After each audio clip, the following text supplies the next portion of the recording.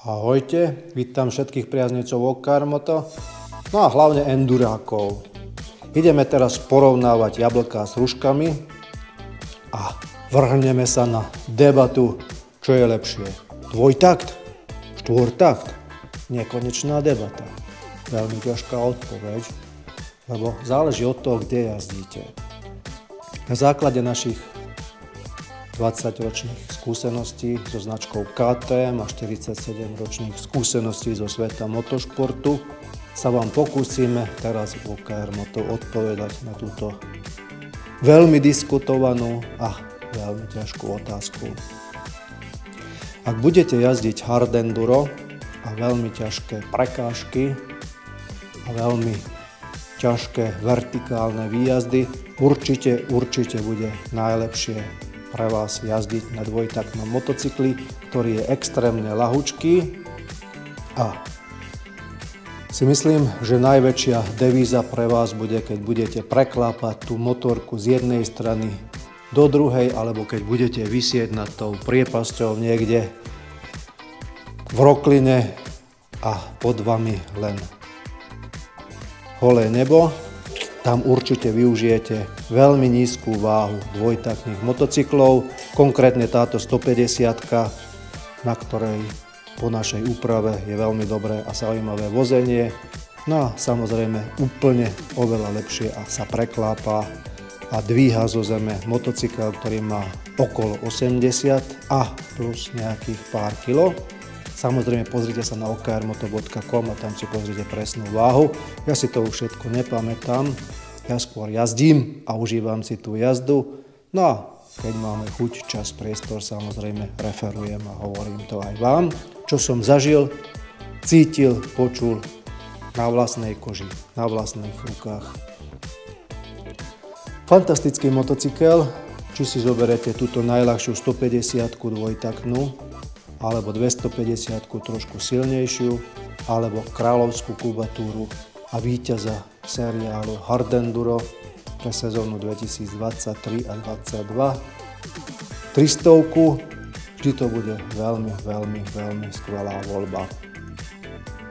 Ak ste pretekári a jazdíte skôr country cross alebo enduro, ako tieto extrémne hard endura, tak určite si zoberte štvortaktný motocykel.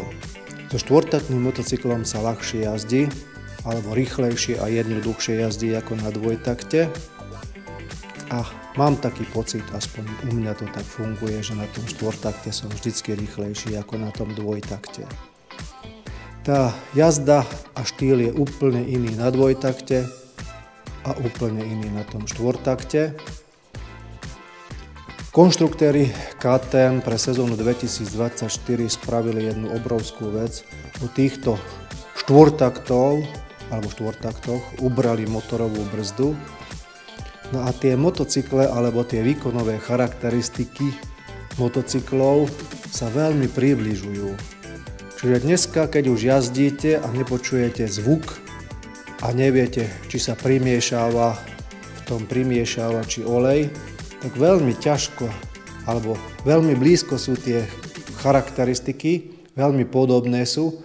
Ten dvojtakt sa blíži tými jazdnými vlastnosťami k tomu štvortaktnému traktoru, lebo je taký lineárny a citeľný a tieto nové moderné dvojtaktné motocykle nemajú tú výkonovú dieru alebo ten prepad výkonu v tom strednom pásme otáčok.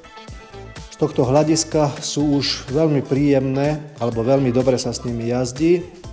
No a tieto nové 24-ky nemajú tú obrovskú motorovú brzdu, ktorú majú napríklad motokrosové motorky, ktorá mne osobne vadila pri tom jazdení. A povedal by som, že aj tie dvojtakty majú takú miernu motorovú brzdu. Niekedy stačí zaradiť o rýchlosť nižšiu alebo dole, a potom ten motor pomaličky brzdí a nemusíte používať brzdy, alebo si len dobrzdujete zadnou alebo prednou brzdou, alebo obidvoma naraz podľa toho, čo potrebujete. Samozrejme, vždycky je najlepšie vyskúšať, ako počuť, vidieť. Neviem, prečo nevyužívate túto možnosť. Máme takéto nádherné demo motocykle. Môžete zavolať do OKR Moto na 0905 420 512, dohodnúť podmienky a skúšobnú jazdu a vyskúšať si to naživo. Samozrejme raz vyskúšať a 5 krát vidieť, to nie je to isté. No a je to ešte jedna vec, ktorej sa čudujem, že veľa ľudí by chceli takéto motocykle, dokonca majú aj peniažky na to a stále čakajú, ale na čo čakajú. Treba si to vyskúšať. Jazda na takýchto nových motocykloch, novej technike je úplne návyková. Tí, ktorí si to vyskúšali, vedia, o čom hovorím, a ktorí sa si to nevyskúšali, samozrejme nevedia, o čom hovorím. Ďalej by som chcel pozvať vás, ktorí jazdíte na cestných motorkách, v premávke, ktorá je pomerne nebezpečná. Jazdia na nej kamionisti, všelijakí traktoristi a kombajnisti. Určite by bolo zaujímavé a dobré, a robia to aj pretekári MotoGP, alebo robí to aj množstvo tých jazdcov, ktorí jazdia na ceste, že na zimu presadajú na tieto offroadové motocykle, skúšajú jazdu na takýchto offroadových motocykloch, lebo ten terén je stále iný, čiže ten terén nikdy nebude taký konštantný ako asfalt. Tu sa naučíte obrovské množstvo vecí, ktoré sa vám zídu v tej skutočnej premávke, tej skutočnej ceste, tej skutočnej krízovej situácii, keď treba ten motocykel ubrzdiť, alebo sa vyhnúť tomu kamiónu, alebo, ja neviem, nebodaj v tom najhoršom prípade aj zísť tej asfaltovej rovnej cesty a vrhnúť sa do toho pola. Čiže toto všetko si viete natrénovať v teréne, samozrejme pod odborným vedením, či už v OKR motoškole, alebo v nejakej inej motoškole. Pozrite si naše video, alebo naše videá o motoškole, prípadne rozhovory so známymi osobnostiami, ktoré majú motoškolu a odporúčajú v zime jazdiť na týchto vozidlách alebo terénnych motocykloch. Je to fantastická vec, jednak, že využijete tú prázdnu mimosezónnu časť roku, keď neviete jazdiť na tom svojom cestnom motocykli a tá jazda vám bude chýbať, a naučíte sa nové veci, ktoré sa vám zídu, či už na okruhu, alebo na tej ceste, tej skutočnej cestnej premávke.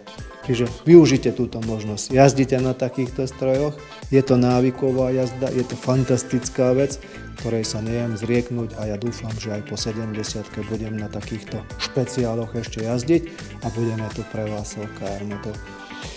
Som rád, že ste tu boli s nami. Ako vždy, chýbate už len vy, OKR Moto je tu už vyše 20 rokov. Bežte pre takýto nádherný stroj, alebo si ho príďte aspoň vyskúšať, požičať. Sme tu pre vás. Ahojte, čaute.